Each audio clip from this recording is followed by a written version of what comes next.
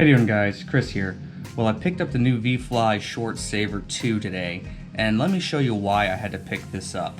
So this is my old Short Saver. I'm not sure what brand it is, just had one for about a year or two, and yeah, watch this.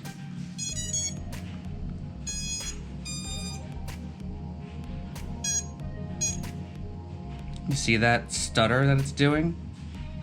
Well, that made me think that my quad might have a short in it. And I went through my quad like 8 times to figure out what was wrong. Nothing was wrong, couldn't figure it out.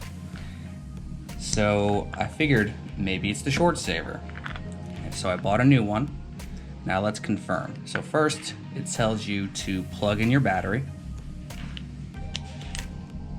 Wait for the yellow LED light. Select the current level, typically current level 1. Plug in to your quad and then hit the button.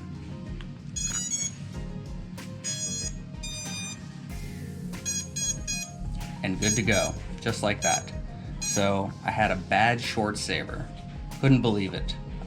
I spent hours trying to figure out what was wrong with this quad.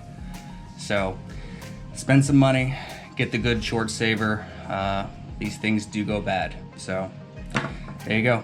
Thanks for watching, guys. Till next time.